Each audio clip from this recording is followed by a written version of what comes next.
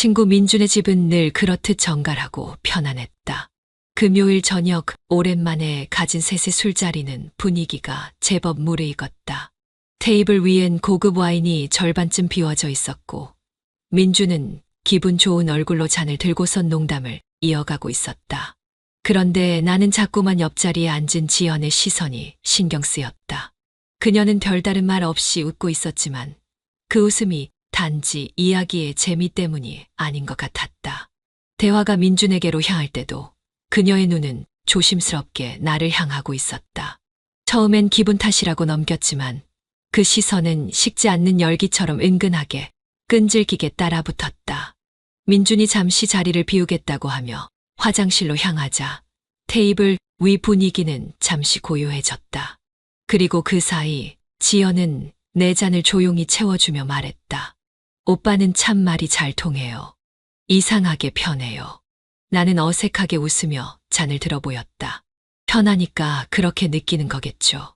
그녀는 고개를 살짝 기울이며 와인잔을 돌렸다. 그런가? 근데 민준이랑 얘기할 땐 그런 느낌이 없거든요. 대화는 하는데 감정이 없달까. 그 말을 듣고도 나는 아무 말도 하지 않았다. 아내의 남편인 친구의 뒷담화를 여기서 받아주는 건 도리가 아니었다. 하지만 그녀는 조금도 머뭇거리지 않았다. 오히려 말수가 줄어든 내 태도에 기대어 말을 이어가는 듯했다. 오빠는 결혼할 때 진심이었어요? 당연하죠. 왜 그런 걸 묻죠? 지연은 잠시 시선을 거두었다가 다시 나를 바라보며 웃었다. 그냥 요즘 그런 생각이 자꾸 들어서요. 나도 결혼할 때 진심이었는데 이게 맞는 건지 모르겠어서. 말끝에 묻어나는 아슬아슬한 기색은 단순한 고민을 넘어선 무언가처럼 느껴졌다. 나는 괜히 시선을 피하며 와인잔을 들어 올렸다. 사람 마음은 시간이 지나면 조금씩 바뀌는 것 같아요. 그래도 책임은 남는 거고요. 그녀는 그 말에 짧게 웃었다. 책임이라 오빠, 너무 착하다. 착하다. 이 단어가 그 순간 내게 칭찬으로 들리지 않았다. 오히려 그 말 속에 담긴 미묘한 온기가 내 안에서 이상한 균열을 만들고 있었다. 규석이 돌아오고 분위기는 다시 원래대로 흘러갔다. 그는 와인 한 병을 더 꺼내오며 장난스럽게 말했다. 너희 둘 뭐 그렇게 속닥속닥했냐? 나 없는 사이 재미있었어. 지연은 아무 일 없었다는 듯 웃으며 잔을 들었다. 우린 늘 얘기 잘 통하잖아. 그렇지, 오빠. 그 순간 그녀가 나를 바라보며 눈을 찡그셨다. 농담처럼 건넨 말투였지만 그 안엔 분명한 메시지가 담겨 있었다. 나는 웃으며 잔을 들었지만 마음 한쪽에서 알 수 없는 경계심이 피어오르기 시작했다. 자리를 마친 뒤 나는 일부러 민준보다 먼저 나왔다. 괜히 마주친 시간보다 조금 일찍 빠져나가는 게 나을 것 같았다. 아파트 단지를 걷는데 뒤에서 누군가 조용히 다가오는 발소리가 들렸다. 오빠, 잠깐만요. 지현이었다. 그녀는 발소리도 가볍게 다가와 내 옆에 섰다. 아파트 조명 아래 그녀의 얼굴엔 알 수 없는 빛이 감돌고 있었다. 오늘 내가 이상했죠. 나는 조심스럽게 고개를 끄덕였다. 조금은요. 근데 오빠도 느꼈잖아요. 그죠? 그녀는 내 눈을 똑바로 바라보며 말했다. 그 순간 나는 숨이 잠시 멎는 듯한 감각을 느꼈다. 아니라고 말하고 싶었지만 사실 나도 느끼고 있었다. 분명한 끌림, 묘한 긴장감. 선을 넘지 않았지만 그 문턱에 발을 얹은 기분. 지연 씨, 오늘은 여기까지만 해요. 내가 조심스럽게 말하자 그녀는 잠시 웃었다가 이내 고개를 끄덕였다. 그래요. 오늘은. 그녀의 말엔 마침표가 없었다. 오늘은 이라는 그 말은 어쩌면 다음을 암시하는 여운처럼 남았고 나는 그 말이 마음 깊숙이 남아 지워지지 않을 것 같았다. 집으로 돌아가는 발걸음은 어딘가 무거웠다. 실없는 대화 몇 마디, 농담처럼 건넨 시선 하나에도 사람이 이렇게 휘청일 수 있다니. 오늘 하루의 기억이 낡은 먼지처럼 내 어깨에 내려앉아 쉽게 털어낼 수 없을 것 같았다. 며칠이 지났다. 지연은 연락 한 통 없었다. 나 역시 일부러 연락을 하지 않았다. 그날 그녀가 문을 닫고 떠난 이후 어떤 말도, 어떤 행동도 조심스러웠다. 하지만 결국 다시 마주하게 되었다. 민준의 초대로 셋이 함께 식사하게 된 것이다. 장소는 그의 단골 와인바. 음악은 조용했고 조명이 은은했다. 분위기는 겉보기엔 평범했지만 나는 테이블을 마주한 지연의 눈빛에서 묘한 긴장감을 느꼈다. 그녀는 종종 나를 바라보았다. 웃음은 예전처럼 밝았지만 그 안에 담긴 무언가가 조금 달랐다. 나는 괜히 물잔을 자주 들었고 불필요한 이야기로 분위기를 넘기려 했었다. 와인 2병이 비워질 즈음 민준이 자리에서 일어섰다. 야, 나 먼저 갈게. 내일 오전 미팅 있는데 그냥 집에 가서 자야겠다. 지연이 잠깐 고개를 들었다. 그래요, 조심히 들어가요. 민준은 계산을 마치고 나서 내게 손을 툭툭 쳤다. 지연이 좀 더 있다 가고 싶어 하네. 넌 괜찮지? 나는 어색하게 고개를 끄덕였다. 뭐 나는 괜찮아. 민준은 흔쾌히 손을 흔들고 먼저 자리를 떠났다. 그 순간부터 분위기가 바뀌기 시작했다. 테이블에 둘만 남자, 공기의 온도까지 달라진 듯했다. 지연이 내 쪽으로 잔을 기울였다. 오빠는 참 눈치 없는 것 같아요. 나는 어깨를 으쓱하며 웃었다. 그게 내 매력이랄까. 그녀는 웃지 않았다. 대신 천천히 잔을 입에 가져갔다. 나 오늘 집에 가기 싫은데요. 그 말은 조용히 떨어졌지만 순간적으로 내 심장이 울렸다. 지연 씨 이런 말 또 하게 될 줄은 몰랐어요. 근데 왜 그날은 말렸어요? 나 진심이었는데. 나는 아무 말도 하지 못했다. 술 때문일까, 감정 때문일까. 그녀의 눈빛엔 또렷한 슬픔과 함께 감춰진 외로움이 피어오르고 있었다. 그날 이후로 하루도 안 잊혔어요. 오빠가 날 어떻게 봤을지, 얼마나 부끄러웠을지. 근데 그보다 더 무서운 건 그날 이후로 내가 더 그리워졌다는 거예요. 나는 와인잔을 내려놓았다. 그건 우리 둘 다 잘못일지도 몰라요. 그럼 지금은요? 지연이 조심스레 내 손등을 덮었다. 그 손이 따뜻했다. 아니, 뜨겁게 느껴졌다. 나는 다시 고개를 숙였다. 지연 씨 지금 이 선택이 우리한테 어떤 의미가 될지 모르겠어요. 그녀는 고개를 갸웃하며 말했다. 그럼 오늘은 그냥 나랑 같이 있어줘요. 아무 일 없이, 아무 말 없이, 그냥 사람으로서. 하지만 나는 이미 알고 있었다. 그 말은 이미 충분히 위험한 유혹이었다. 그녀의 말은 조용했지만 전부를 던지는 용기와 절망이 섞여 있었다. 나는 조용히 숨을 고르고 그녀를 바라보았다. 눈을 마주한 순간 더 이상 거부할 수 없다는 걸 느꼈다. 지연 씨. 응. 그럼 우리 집에서 조금만 더 얘기할래요? 지연은 조용히 웃었다. 그리고 말없이 고개를 끄덕였다. 문을 열고 들어선 순간부터 분위기는 달랐다. 조명이 낮게 깔린 거실엔 어제와 다른 기운이 감돌았다. 지연은 조용히 신발을 벗고 안으로 들어왔다. 나는 물을 내주며 말했다. 그래도 너무 늦지 않게 들어가요. 민준이한테 의심받으면. 지연은 컵을 받으며 내 눈을 똑바로 바라봤다. 의심할 사람이 있을까요? 과연. 순간 말문이 막혔다. 그녀의 말투는 조용했지만 그 안에 섞인 감정은 날카로웠다. 나는 잠시 시선을 피하며 테이블 정리에 집중했다. 근데 오빠 집은 항상 이렇게 정돈되어 있어요?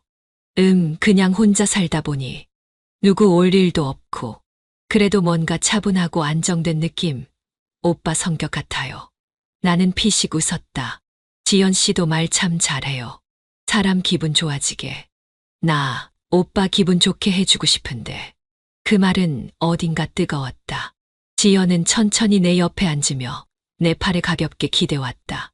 잠깐만 이렇게 있어도 돼요? 나는 움직이지 않았다. 그녀의 체온이 팔을 타고 어깨로 번져 올라왔다. 그렇게 한동안 말없이 있었다. 시간이 멈춘 듯한 고요 속에서 서로의 숨소리만 교차했다. 오빠. 그녀가 낮게 속삭였다. 나는 고개를 돌렸다. 응. 오빠, 나랑 자고 싶지 않아. 시간이 멈춘 것 같았다. 그 한마디는 이 공간에 담긴 모든 조심스러움을 깬 말이었다. 그녀는 장난처럼 웃지도 않았고 시선을 돌리지도 않았다. 그저 정면에서 나를 바라봤다. 나는 농담처럼 웃으며 말했다. 술 좀 많이 마셨나 보다. 그런 말 하지 말아요. 하지만 그녀는 웃지 않았다. 오히려 더 가까이 다가와 정색한 얼굴로 다시 말했다. 농담 아니에요. 나 지금 진심이에요. 나는 숨을 멈췄다.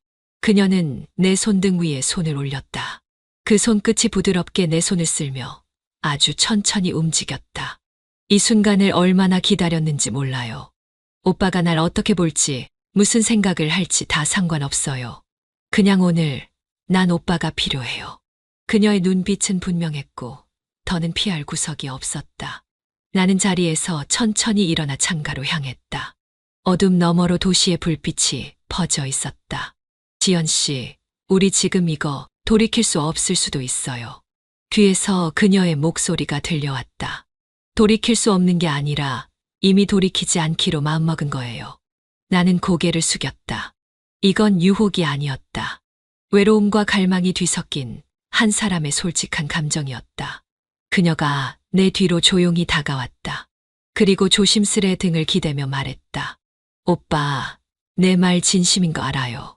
그러니까 도망가지 마요. 나는 돌아섰다. 그녀는 내 눈을 똑바로 바라보고 있었다. 그 순간 무너졌다. 이성이 아니라 오래 눌러왔던 감정이 먼저 반응했다. 나는 그녀의 어깨를 감싸 안았다. 그녀가 놀란 듯 숨을 들이켰지만 곧 고개를 내 어깨에 묻었다. 우린 서로를 껴안고 그대로 한참을 서 있었다. 이건 단순한 유혹의 순간이 아니었다. 마음 깊은 곳에 도달한 감정의 출구. 그렇게 우리는 문턱을 넘기 직전 마지막 숨을 고르고 있었다. 우린 말없이 서로를 껴안고 있었다. 소파 위 그녀의 이마가 내 턱에 살짝 닿아 있었고 나는 왼손으로 그녀의 등을 가볍게 쓰다듬고 있었다. 그 손길에 그녀의 어깨가 미세하게 떨리는 게 느껴졌다. 지연은 숨을 참듯 내 품에 안긴 채 가만히 있었다. 숨결은 조용히 내 목을 타고 흘렀고 나는 점점 이 껴안음이 더는 단순한 위로가 아니란 걸 알게 됐다. 그녀의 손이 천천히 옆구리를 지나 내 가슴께에 닿았다. 그 손끝이 옷을 스치고 지나갈 때마다 마음 깊숙한 곳에서 차오르는 감정이 느껴졌다. 나는 눈을 감았다. 이건 망설임의 순간이 아니었다. 이미 마음은 움직였고 몸은 그 흐름을 따라가고 있었다. 지현의 얼굴이 조금 들려 내 눈을 마주했다. 지금 멈춰요. 지금이라도. 그녀는 조용히 고개를 저었다. 말 대신 아주 천천히 고개를 숙이며 내 입술에 입을 맞췄다.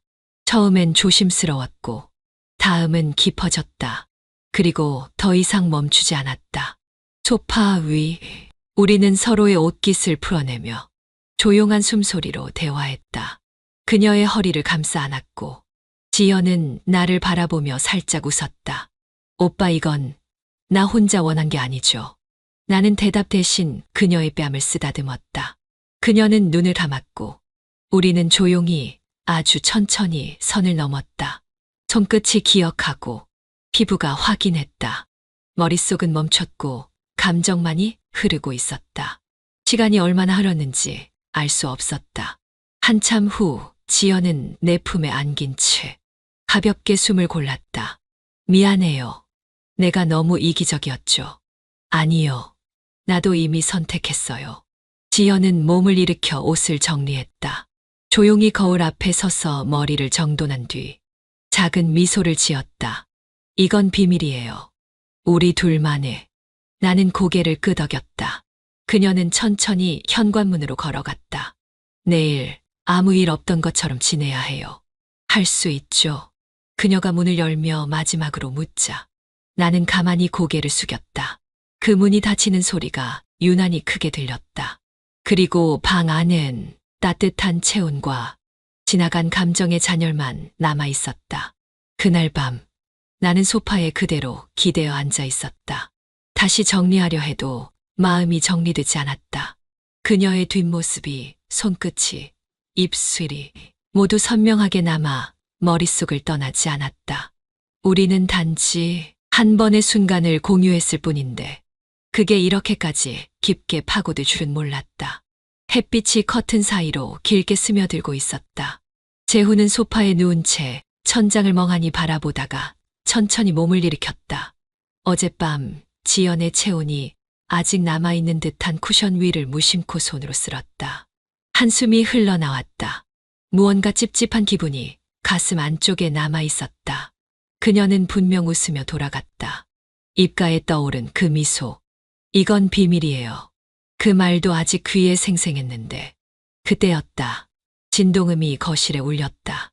낯선 번호. 하지만 단순한 스팸일 것 같지는 않았다. 재훈은 무심히 통화 버튼을 눌렀다. 네, 여보세요. 재후 씨 맞으시죠? 여기 서울 강동경찰서입니다.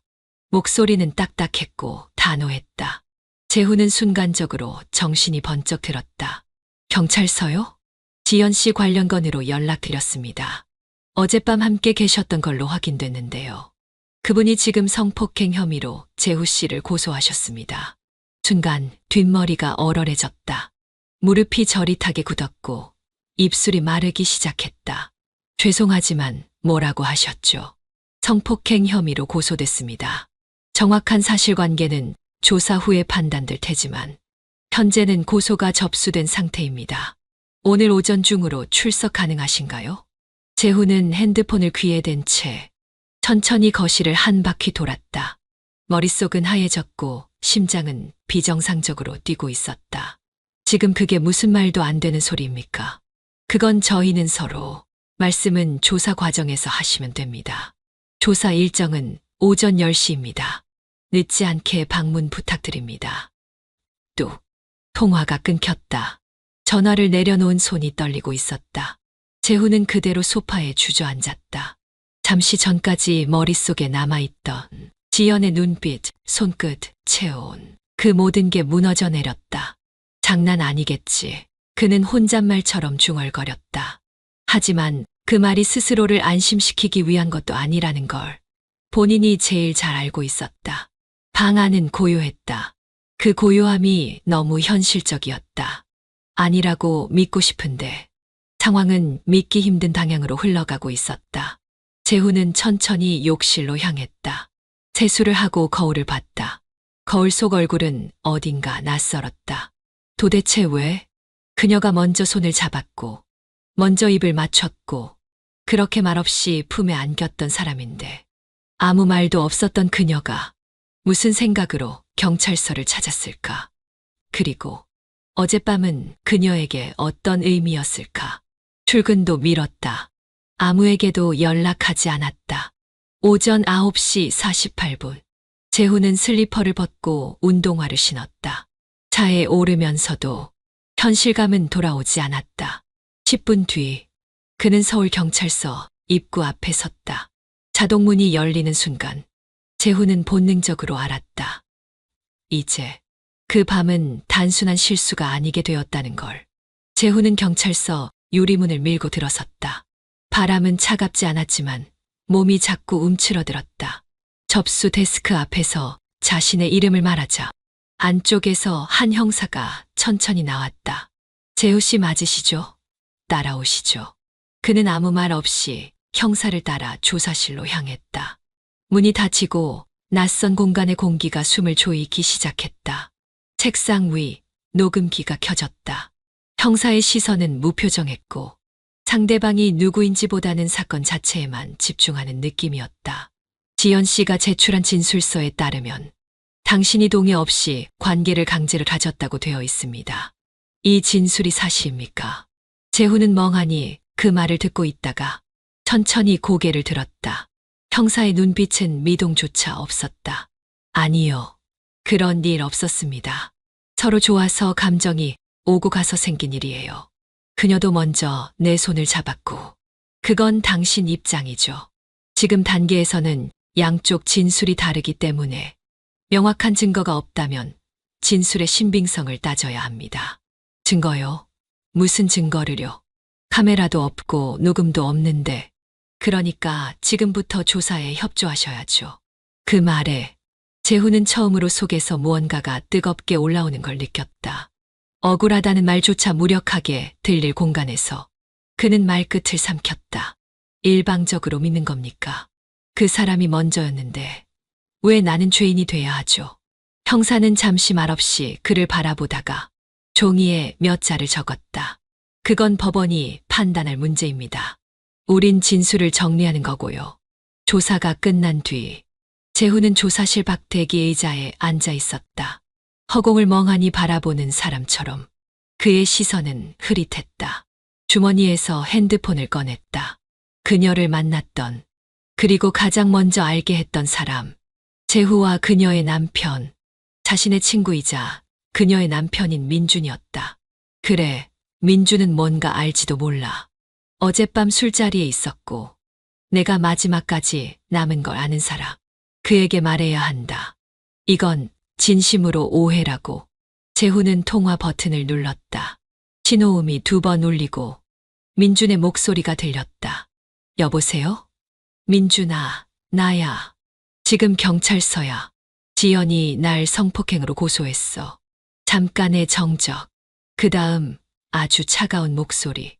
넌 무슨 생각으로 그런 짓을 했냐? 아니, 오해야. 진짜야. 내가 먼저 그런 게 아니고, 그건, 그만해, 재후야. 더 듣고 싶지 않아. 지연이 지금 어떤 상태인지 아니? 지금 병원에 있어. 정신적으로 충격이 크대. 난 지금 내 얼굴 보고 싶은 생각 없어. 그리고 다시는 연락하지 마. 뚝. 통화가 끊겼다. 핸드폰을 쥔 손이 허공에 멈췄다. 그 말들이 몸 안 어디쯤에서 천천히 폭발했다. 재훈은 벽에 기대선 채 조용히 눈을 감았다. 숨이 막혔다. 가슴은 욱신거렸고 머리는 텅 비었다. 내가 뭘 잘못한 거지? 그녀가 나를 유혹했고 내가 그 유혹을 받아들였고 그게 서로 원했던 거라고. 분명 그렇게 믿었는데 지금은 누구 하나 그를 믿지 않았다. 그녀는 피해자, 그는 가해자. 너무 간단하고 명확한 구도 안에 재후의 목소리는 사라지고 있었다. 경찰서 문을 나서면서도 세상이 낯설게 느껴졌다. 차가운 공기가 얼굴을 스치는데도 그는 그저 걸었다. 아무 말도 아무 감정도 없이. 한참을 걷다 멈춘 그는 스스로에게 중얼거렸다. 지현, 왜 그랬어? 하지만 돌아오는 건 그녀의 목소리가 아닌 침묵뿐이었다. 재훈은 침대 끝에 앉아 천천히 얼굴을 감쌌다. 전날 경찰서에서의 조사가 계속 머릿속을 맴돌았다. 분명 서로 원해서 시작된 관계였고 어쩌면 그날의 분위기는 감정적인 충동일 수도 있었다.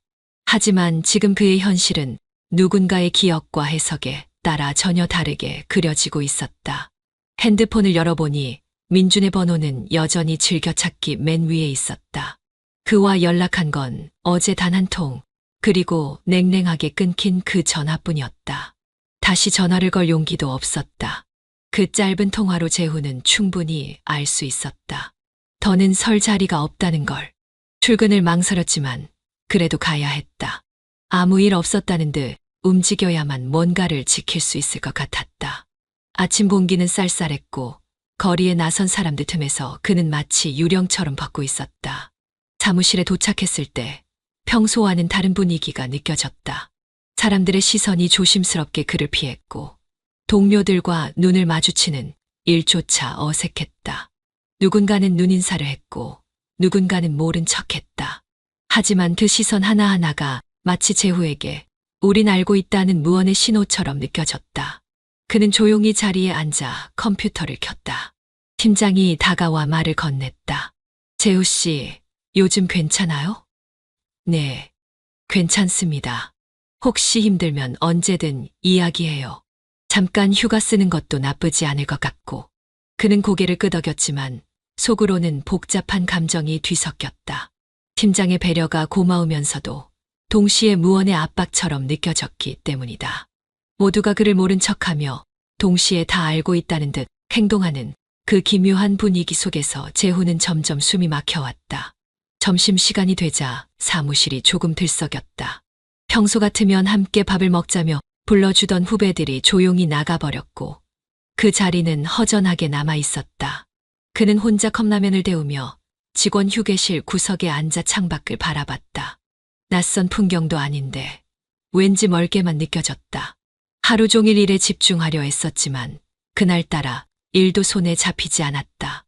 아무도 대놓고 묻지는 않았지만 묻지 않는 그 침묵이 더 고통스러웠다.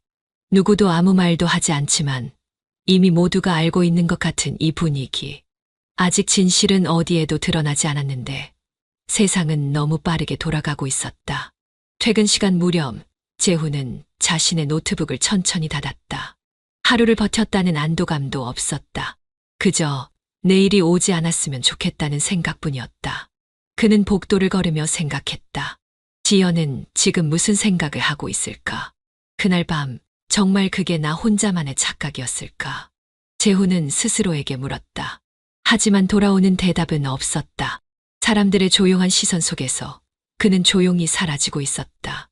재훈은 노트북 앞에 앉아 멍하니 사진을 들여다보고 있었다. 누가 찍었는지도 모를 그날 술자리 사진. 단체 셀카처럼 찍힌 이미지 속에는 웃고 있는 4명이 담겨 있었다. 자신과 친구 민준, 그리고 민준의 아내인 지현, 그리고 민준 회사의 후배. 처음엔 아무 생각 없이 넘겼던 그 사진 속에서 재훈은 문득 한 장면에서 멈춰버렸다. 지현의 왼손이 분명히 자신의 팔에 걸쳐 있었다. 그녀의 얼굴은 옅은 미소를 띠고 있었고 다른 사람들과는 달리 재후 쪽으로 살짝 기대 있는 모습이었다. 정면을 보고 찍은 사진이지만 몸의 방향, 시선의 각도, 손의 위치가 모두 미묘했다. 이 사진을 그때도 봤던가. 재훈은 눈을 가늘게 뜨며 화면을 확대했다. 지연은 자연스럽게 웃고 있었고 그 미소는 적어도 강요받는 얼굴은 아니었다. 그 순간 오랜만에 떠오르는 한 장면이 있었다. 술자리가 끝나고 민준이 먼저 일어났던 날. 지연이 마지막까지 남았고 가볍게 그의 손을 잡았던 순간 그 손길이 따뜻했는지 아니면 오래전부터 기다렸던 것인지 이제는 정확히 떠오르지 않았지만 분명한 건 그녀는 먼저 다가왔다. 이건 내가 원한 게 아니었잖아. 그는 혼잣말을 뱉으며 그날의 감정을 다시 꺼내기 시작했다. 술기운, 흐려진 판단, 그리고 그 안에 섞여 있던 지연의 적극성. 핸드폰을 뒤졌다. 과거 주고받았던 문자들, 사소한 카카오톡 메시지, 기억의 파편들 속에는 분명히 어긋난 힌트들이 숨어 있었다. 오빠랑 있으면 편해요. 요즘 나 여자로 느껴지는 순간이 너무 없어요. 그날 오빠가 있어서 다행이었어요. 그땐 그냥 호감 섞인 말인 줄 알았지만 지금 다시 보니 그 말들은 기대와 의도였다. 내가 왜 이제야? 재훈은 입술을 깨물며 머리를 감쌌다. 왜 모든 걸 뒤늦게 되짚는 걸까? 왜 처음부터 이런 감정선을 정확히 읽지 못했을까? 그는 노트북 화면을 닫고 자리에서 일어났다. 의심은 확신으로 번지기 시작했다. 지연의 지난 과거가 떠오르기 시작한 것도 그때였다. 과거 민준과 지연의 결혼 소식을 처음 들었을 때 지인들 사이에서 이상한 말들이 돌았던 기억. 둘이 급하게 결혼했대. 지연 씨, 원래는 누구 만났었잖아. 민준이 친구랑 뭔가 있었대. 옛날에. 그 말들이 대수롭지 않게 들렸던 건 당시의 관심이 아니었기 때문이었다. 하지만 지금은 다르게 들렸다. 재훈은 다시 민준의 SNS를 뒤졌다. 그가 예전에 올렸던 가족 사진, 지연과 함께한 사진들. 언제부턴가 지연은 사진 속에서 웃지 않았다. 그리고 이상하게도 재작년 여름 이후 지연의 흔적은 민준의 계정에서 사라졌다. 그때부터 무언가 어긋나기 시작했던 걸까? 재훈은 핸드폰을 들고 마음속에 떠오른 하나의 이름을 눌렀다. 지연과 가까웠던 회사 동료, 예전에 몇 번 식사도 함께했던 여자 후배였다. 혹시 지연 씨 요즘 어때요? 그는 조심스럽게 물었다. 상대는 한참을 망설이다. 작은 한숨과 함께 말을 꺼냈다. 잘 몰라요. 요즘 지연 언니 좀 이상하긴 했어요. 기분이 왔다 갔다 하고 말수가 많았다가 갑자기 없어지고. 혹시 누구랑 문제가 있었던 건 아니고요? 남편이랑요? 그건 다들 알고 있었어요. 지연 언니가 힘들어했던 거. 그 한마디로 재훈은 확신했다. 이 일은 단순한 사건이 아니었다. 지연은 누군가에게 무언가를 던지기 위해 혹은 도망치기 위해 그를 선택한 건지도 몰랐다. 밤늦게 재훈은 다시 사진을 열어봤다. 지연이 웃고 있는 모습, 그리고 그의 팔을 감싸고 있는 손. 그 미소가 거짓이었다고, 그 손길이 연기였다고 생각하고 싶지 않았다. 하지만 지금 그 모든 게 그녀의 계획이었을 수도 있다는 생각이 재훈을 무섭게 흔들고 있었다. 낮은 알림음이 울렸다. 낯선 번호? 재훈은 핸드폰 화면을 응시했다. 무의식적으로 거절 버튼을 누르려던 찰나 메시지가 하나 더 들어왔다. 당신도 그 여자한테 당했군요. 잠시 뇌가 멈췄다.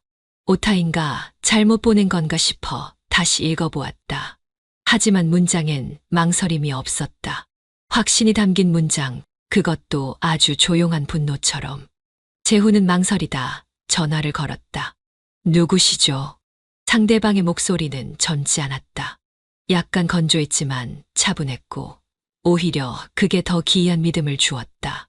지연 씨한테 몇 년 전에 당한 사람입니다. 심장이 쿵 내려앉았다. 그 말 한마디에 감정이 스멀스멀 밀려오기 시작했다. 정확히 무슨 일인지 말씀해 주시겠어요? 상대 남자는 조금의 주저함도 없이 자신의 이야기를 시작했다.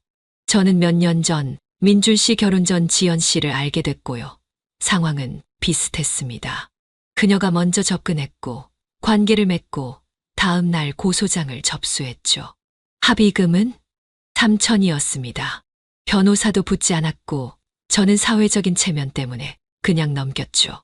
하지만 지금 우연히 당신 소식을 듣고 알겠더군요. 패턴이 같아요. 똑같아요. 재훈은 전율이 잃었다. 처음으로 진짜로 자신이 덫에 걸렸을 수도 있다는 사실을 받아들이기 시작했다. 혹시 그때 자료나 기록 같은 거 남아있나요? 고소장은 남아있어요. 합의서도 있고요. 그리고 그때 지연 씨가 저에게 보냈던 문자 일부도 저장해놨습니다. 핵심 증거였다. 지금까지 막연히 억울하다고만 생각했지만 이제는 법적으로 맞서야 할 가능성이 생겼다. 재훈은 그와의 만남을 바로 약속했고 그 주말 둘은 서울 외곽의 조용한 카페에서 마주 앉았다. 그는 서류를 꺼냈다. 낡은 폴더 안에는 고소장 사본, 당시 합의금, 이체 내역, 문자 캡처 이미지가 정리돼 있었다. 재훈은 그중 문자 하나에 눈을 떼지 못했다. 그날 밤 잊지 못할 것 같아요. 고마웠어요. 나중에 또 그런 일 생기면 잘 부탁해요. 그 문자는 고소일 기준 전날 밤 11시 14분에 발송된 것이었다. 재훈은 숨을 내쉬었다. 이건 명백한 이중행위였다. 당시 상황에서 이 문자가 있었다면 고소장 내용과 전혀 맞지 않았다. 이거 경찰에 제출하실 생각 있으세요? 상대 남자는 고개를 끄덕였다. 이제는 그래야겠죠. 당신만 당할 이유는 없으니까. 그날 밤 재훈은 지연의 메시지를 다시 정독했다. 이상한 점은 많았다. 오빠 덕분에 좋았어요. 나중에 또 만나요. 어제 너무 고마웠어요. 이런 메시지를 보낸 지 몇 시간 후에 성폭행 혐의로 고소장을 접수한 이유는 무엇일까? 감정적 혼란으로는 설명되지 않는 기획된 패턴이었다. 재훈은 마음을 다잡았다. 이제 도망치지 않겠다. 그녀의 얼굴 뒤에 숨겨진 진짜 본성을 세상에 보여주겠다고 결심한 순간이었다. 노트북 화면 위에 정적이 흘렀다. 재훈은 수십 개의 캡처 화면과 메모장을 번갈아 보며 눈을 가늘게 떴다. 이제는 억울함이나 분노가 아니라 차분한 분해와 분석이 필요했다. 그가 지금부터 해야 할 일은 단 하나였다. 진실을 증명하는 것. 먼저 지연의 SNS부터 살폈다. 사진은 많지 않았지만 몇 장은 유독 눈에 걸렸다. 특정 날의 게시물. 분명 자신과 함께 있었던 날인데 사진 속 배경엔 낯선 남성의 손목시계와 팔뚝이 어렴풋이 찍혀 있었다. 재훈은 날짜를 확인하고 사진을 저장했다. 다음은 결제 내역과 위치 정보.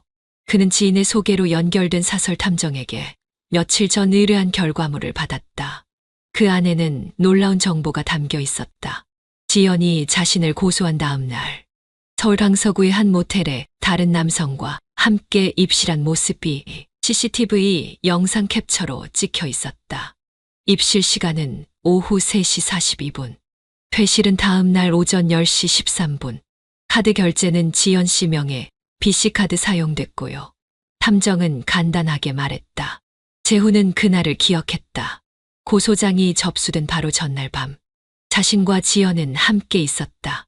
그리고 다음 날 아침 경찰서에 전화를 받았고 그날 오후 지연은 이미 다른 남성과 모텔에 있었다. 그는 할 말을 잃었다. 분노도 실망도 모두 잠시. 이건 단순한 일탈이 아닌 반복적이고 구조적인 수법이었다. 그는 이 모든 자료를 정리해 서류 파일에 넣고 처음 자신을 조사했던 경찰서로 향했다. 경찰서 안은 여전히 딱딱한 공기로 가득 차 있었다. 담당 형사는 그를 보자 고개를 살짝 숙였다. 무슨 일이십니까? 재훈은 봉투를 건넸다. 이거 다시 검토해 주세요. 전 단지 고소당한 게 아닙니다. 계획적으로 이용당한 겁니다. 형사는 의아한 얼굴로 서류를 넘기기 시작했다. 모텔 입실 시간과 CCTV 캡처, 지연의 카드 결제 내역, 전날 보냈던 지연의 다정한 문자들, 그리고 가장 결정적인 건 또 다른 피해자의 진술서 사본이었다. 형사의 눈빛이 달라졌다. 그가 책상에 팔꿈치를 올리고 진지하게 물었다. 혹시 이건 계획적으로 당신에게 접근했다고 보시는 겁니까? 재훈은 단호하게 고개를 끄덕였다. 예. 그녀는 저만이 아니라 다른 피해자에게도 똑같은 수법을 썼습니다. 형사는 숨을 내쉬며 한쪽 메모지에 무언가를 적기 시작했다. 그리고 곧장 컴퓨터를 켜고 이전 사건 기록을 다시 열어보기 시작했다. 이건 그냥 넘어갈 문제가 아니네요. 관련자들부터 다시 불러보겠습니다. 밖으로 나오는 길, 비가 내리고 있었다. 차가운 공기에 눈이 뜨듯 정신이 또렷해졌다. 재훈은 가만히 우산을 펴고 그 아래서 휴대폰 메모장에 한 줄을 적었다. 나는 이제 도망치지 않는다. 재훈은 다시 경찰서 유리문을 밀고 들어섰다. 지난번과는 전혀 다른 기분이었다. 그때는 자신이 절벽 끝에 매달린 느낌이었다면 지금은 그 절벽 아래로 누군가를 바라보는 심정이었다. 형사는 말없이 고개를 끄덕이며 안으로 안내했다. 그리고 조서가 놓인 회의실 문이 열렸다. 그 안엔 지연이 앉아 있었다. 화장이 지워지고 눈가는 부어 있었으며 입술은 메마른 채 깨져 있었다. 그녀는 재후가 들어서는 걸 보자마자 시선을 피했다. 어딘가 초조하고 불안한 기색이 역력했다. 지연 씨, 지난번 진술서와 내용이 다릅니다. 형사는 낮고 단호한 목소리로 입을 열었다. 지연은 마른 침을 삼키며 한동안 말을 잇지 못했다. 긴 침묵 끝에 그녀는 손끝을 조용히 움켜쥐며 말했다. 그 사람이 나를 거절했으면 됐잖아요. 형사의 손이 멈췄다. 지금 그 말, 당신 진술이 사실이 아니었단 말입니까? 지연은 무너져 내리는 듯한 표정으로 고개를 끄덕였다. 눈물이 고인 눈동자가 붉게 충혈되어 있었다. 처음엔 그냥 그날 밤 나 혼자 민망하고 어색해서 그냥 끝났으면 좋겠다고 생각했어요. 그런데 재우 씨가 나를 피하니까 점점 내가 무시당한 것 같고 창피했어요. 그녀의 목소리는 점점 떨리기 시작했다. 그래서 그냥 한번 그 사람이 나 때문에 곤란해졌으면 좋겠다는 마음이 들었어요. 하지만 이렇게 커질 줄은 몰랐어요. 형사는 깊은 한숨을 쉬고 고개를 끄덕였다. 그리고 조용히 수첩을 덮었다. 지현 씨, 지금부터 이 사건은 무혐의 종결 절차에 들어갑니다. 지연은 고개를 푹 숙인 채 흐느끼듯 울기 시작했다. 손등으로 눈물을 닦는 그녀의 모습에서 예전의 자신감 넘치던 분위기는 완전히 사라져 있었다. 그 모습이 안쓰럽기도 했지만 재훈은 눈을 감았다. 그녀의 진실된 눈물이라 해도 이 모든 고통을 없던 일로 만들 수는 없었다. 그는 조용히 일어섰다. 형사에게 고개를 숙이며 인사를 건넸다. 감사합니다. 저를 믿고 다시 봐주셔서요. 형사는 고개를 끄덕이며 짧게 말했다. 지금까지 버티느라 고생하셨습니다. 이제 좀 쉬세요. 경찰서를 나와 밤 공기를 들이마시는 순간 재훈은 문득 한 가지 생각이 떠올랐다. 나는 그녀를 미워할 수 있을까? 그녀의 눈물, 그녀의 외로움, 그 모든 감정이 이해는 됐지만 용서는 되지 않았다. 그 순간 휴대폰이 진동했다. 형사로부터 메시지였다. 공식적으로 무혐의 처리되었고 사건은 종결되었습니다. 그제야 재훈은 숨을 깊게 들이마셨다. 긴 악몽의 끝이었다. 그 악몽은 비로소 그녀의 무너짐으로 종결되었다. 낮은 초인종 소리가 울렸다. 누군지 몰라도 이미 예상하고 있었다. 재훈은 아무 말 없이 문을 열었다. 문 앞엔 민준이 서 있었다. 며칠 전보다 초췌해 보였고 눈밑은 퀭하게 꺼져 있었다. 그는 아무 말 없이 신발을 벗고 거실로 들어섰다. 말이라도 하고 올 줄 알았다. 재우가 먼저 입을 열었다. 민주는 소파에 털썩 앉았다. 팔꿈치를 무릎에 올리고 두 손으로 얼굴을 감쌌다. 솔직히 나 지금도 헷갈려. 너도 지연이도 대체 누굴 믿어야 하는 건지. 재훈은 천천히 책상 위 서랍을 열었다. 그 안에서 USB 하나를 꺼내 규석에게 건넸다. 여기 들어있어. 지연이가 내게 했던 말. 그리고 고소 이후 다시 만났을 때의 녹음. 규석은 떨리는 손으로 USB를 받았다. 잠시 아무 말도 없이 그저 고개를 숙인 채 USB만 바라보고 있었다. 나도 믿고 싶었어. 규석이 입을 열었다. 지연이가 그럴 사람이 아닐 거라고. 그런데 너한테도 한때는 내가 가장 믿은 친구였는데. 재훈은 고개를 숙였다. 서로 다 믿었는데 다 틀려버린 거지. 규석이 USB를 들고 몸을 일으켰다. 이걸 들어보고 다시 올게. 그는 그렇게 말하고 현관 쪽으로 걸어갔다. 그런데 문 앞에서 발걸음을 멈췄다. 사실 지연이가 고소를 했다던 날 내 안에서도 이상한 기분이 들었어. 이상한 기분. 그날 집에 오자마자 지연이가 울면서 말하더라고. 자기 몸을 함부로 했다는 느낌이 들었다고. 근데 그 말투가 뭔가 죄책감 있는 사람처럼 들렸어. 재훈은 짧게 숨을 내쉬었다. 역시 지연의 눈에서 진심과 거짓을 번갈아 봤다. 그래도 널 못 믿은 건 진짜 미안하다. 민준이 돌아서며 고개를 숙였다. 정말 미안하다, 재후야. 그 말에 재훈은 입술을 앙다물었다. 오랜 시간 함께했던 친구가 진실 앞에서 무너지는 걸 보는 건 결코 통쾌한 일이 아니었다. 나도 아무 말 못했던 거 미안해. 지연이랑 그런 일 생기기 전에 너한테 말했어야 했는데. 민준이 천천히 고개를 들었다. 혹시 그날 전에 이미 너희 사이에 뭔가 있었던 거야? 재훈은 대답하지 않았다. 그저 눈을 감고 고개를 가볍게 저었다. 아니, 없었어. 하지만 마음 한구석에 있었던 건 사실이야. 지연이도, 나도. 민주는 다시 입을 다물었다. 그의 눈가엔 다시 습기가 맺혔다. 다 망가졌네. 우리 다. 그래도 늦진 않았잖아. 앞으로가 문제지. 두 남자는 말없이 고개를 끄덕였다. 돌이킬 수 없는 과거 앞에서 조금은 부서졌지만 서로의 눈을 바라보며 그 부서진 조각을 마주할 용기를 내고 있었다. 경찰 기록 조회는 오래 걸리지 않았다. 담당 형사는 조심스레 봉투 하나를 내밀었다. 이건 사건이 종결되었기 때문에 당신이 열람할 권리는 없습니다. 하지만 피해자 진술을 왜곡하지 않았다는 차원에서 참조하셔도 좋습니다. 재훈은 고개를 끄덕이며 봉투를 열었다. 안에는 오래된 조서 사본과 심리상담 진단서, 그리고 몇 장의 진술서가 들어있었다. 지연의 이름 옆에 적힌 단어, 성폭행 피해자, 시간은 20대 초반, 대학생 시절로 적혀 있었다. 가해자는 당시 교제하던 남자였고, 지연은 사건 이후 모든 것을 중단하고 병원 치료를 받았으며, 학교를 휴학한 뒤 잠시 사라졌던 기록이 남아 있었다. 한 줄, 한 줄. 진술서의 문장들이 마치 얼음처럼 차가운 손으로 재후의 뺨을 천천히 때리고 지나가는 듯 했다.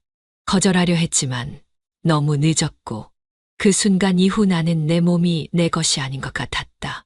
그가 미안하다고 말했을 때조차 나는 차라리 그가 끝까지 무관심했으면 좋았겠다고 생각했다. 그 순간부터 나는 사랑도 신뢰도 모두 부질없는 것처럼 느껴졌다. 마지막 진술서의 문장을 읽으며 재훈은 책상 앞에 앉은 채 손끝으로 이마를 눌렀다. 그녀가 왜 그렇게 극단적인 반응을 보였는지, 왜 항상 자신의 감정에 과도하게 흔들렸는지, 왜 누군가의 거절에 민감했는지 이제야 이해가 갔다. 지현은 그날 밤 단순히 충동적이었던 게 아니었다. 그녀에게 있어 관계는 사랑의 표현이 아니라 확인받기 위한 무기였던 것이다. 누군가 자신을 받아들일 때에만 비로소 살아있다는 감각을 느끼고 거절당했을 때에는 그 존재 전체를 부정당했다고 믿는 그런 뒤틀린 심리의 결과. 그리고 그 감정은 수년간 마음속에 깊게 눌린 채 한 번도 치유되지 않았다는 사실이 무겁게 전해졌다. 재훈은 숨을 깊이 들이켰다. 지연을 용서할 수는 없었다. 그러나 그녀를 증오할 수는 더 이상 없었다. 며칠 뒤 재훈은 병원 근처 카페에 앉아 있었다. 누군가의 추천으로 지연이 심리 상담을 받기 시작했다는 소식을 형사를 통해 들은 뒤였다. 문득 휴대폰이 울렸다. 지연이라는 이름. 잠시 망설였지만 그는 전화를 받았다. 오빠 아니, 재우 씨. 왜요? 그날 일 정말 미안했어요. 그때는 내가 왜 그런 선택을 했는지 나도 잘 몰랐어요. 근데 이제 조금씩 보이기 시작해요. 내가 얼마나 아팠는지 지금이라도 알았다면 다행이죠. 그래도 그날 밤만큼은 내가 처음으로 원한 사람이었어요. 그걸 부정당한 느낌에 너무 무서웠던 거예요. 그녀의 목소리는 이전과는 달랐다. 뭔가 무너졌고 또 정리되려는 사람의 담담함이 묻어 있었다. 재후 씨, 그때 날 받아줘서 고맙습니다. 전화는 그렇게 끝났다. 그날 밤 재훈은 긴 한숨과 함께 전화를 책상에 내려두었다. 지현은 병원에 입원했고 심리적 불안장애 치료를 받기 시작했다. 사건은 무혐의 종결로 마무리되었지만 그들이 겪은 감정의 흔적은 서로의 인생에 길게 남게 되었다. 재훈은 더 이상 그녀를 미워하지 않았다. 그리고 그녀 역시 처음으로 자신을 정면으로 마주하기 시작했다. 형사는 마지막 보고서를 내밀며 말했다. 결국 다른 피해자들도 진술서를 제출했습니다. 연명은 정식 고소로 전환됐고 검찰로 송치될 예정이에요. 재훈은 담담하게 고개를 끄덕였다. 모든 절차가 자신과는 이제 무관하다는 사실이 어쩌면 다행이기도 했다. 하지만 문을 나선 후부터 그는 삶의 흔적에서 하나둘 사라지고 있었다. 회사는 그를 업무 공백이란 이유로 내보냈다. 사람들은 진실보단 소문을 믿었고 그는 점점 고립되어 갔다. 핸드폰은 조용했고 연락하던 친구들 대부분이 중립을 택했다. 하루는 잠에서 깨어난 후 자동 반사처럼 출근 채비를 하다 멍하니 서 있는 자신의 모습을 마주하게 됐다. 이제 나는 어디에 있는 거지? 이제는 법도 친구도 사랑도 자신의 무게를 감당하지 못하는 듯했다. 그렇게 며칠이 지나던 어느 날 병원에서 등기우편 하나가 도착했다. 보낸 사람은 지연. 병원 주소를 보며 잠시 숨을 고른 후 봉투를 조심스레 열었다. 안에는 짧은 쪽지 한 장. 이해받고 싶었어요. 사랑받고 싶었고 믿고 싶었어요. 그게 그렇게 잘못된 방식이었는지 지금은 알아요. 그날 밤은 처음이자 마지막으로 내가 먼저 누군가를 원한 날이었어요. 그걸 당신이 거절했을 때 나는 또다시 버림받았다고 느꼈어요. 하지만 이제 당신이 나를 받아주지 않아 얼마나 다행이었는지도 알겠어요. 미안합니다. 그리고 고마워요. 당신은 나를 망가뜨린 사람이 아니라 어쩌면 처음으로 날 멈춰준 사람이었어요. 편지를 읽던 재훈은 손끝을 조용히 떨었다. 그 문장 하나하나가 무겁게 가슴으로 파고들었다. 그는 아무 말 없이 편지를 접었다. 그리고 곁에 있던 책상 서랍 안에 조용히 넣어두었다. 모든 게 끝났지만 아직 조각은 살아있다. 창밖을 바라보며 재훈은 생각했다. 이 모든 것을 이해하지는 못해도 그녀가 남긴 진심은 조금쯤은 느껴졌다고. 병원 기록에 따르면 지연은 장기 치료를 결정했고 약물과 상담을 병행하는 상태였다. 그녀는 다시 누구의 곁으로도 돌아가지 않았다. 그의 곁으로도 남편의 곁으로도 마치 세상과 일정한 거리를 두고 자신만의 공간에 갇히듯 그렇게 사라지고 있었다. 재훈은 가끔 그녀가 보낸 그 쪽지를 꺼내본다. 그 종이는 점점 닳아갔지만 거기 남겨진 문장만큼은 시간이 지나도 흐려지지 않았다. 가을이 깊어가던 날이었다. 재훈은 낡은 캐리어 하나를 끌고 서울역 플랫폼에 홀로 서 있었다. 뿌연 도시의 공기와 회색빛 고층 건물들이 더 이상 숨 쉴 틈을 주지 않는다고 느낀 건 그날 이후였다. 여긴 이제 내 자리가 아니야. 서울에서의 마지막 풍경은 이상하리만큼 평온했다. 도시가 그의 떠남을 눈치채지 못한 것처럼 사람들도 거리도 아무 변화 없이 흘러갔다. 그는 조용히 한적한 바닷가 마을로 내려갔다. 지인 하나 없는 낯선 곳, 해 뜨는 풍경과 갈매기 소리만 들리는 곳에서 그는 작은 원룸 하나를 얻고 카페 아르바이트를 시작했다. 모든 것을 새로 시작해보려는 다짐이었고 사실상 모든 걸 놓아버리려는 포기이기도 했다. 그런 어느 날이었다. 잔잔한 라디오 소리가 흐르던 오후. 휴대폰 화면에 익숙한 이름이 떴다. 지현. 문자 하나. 짧지만 너무나 무거웠다.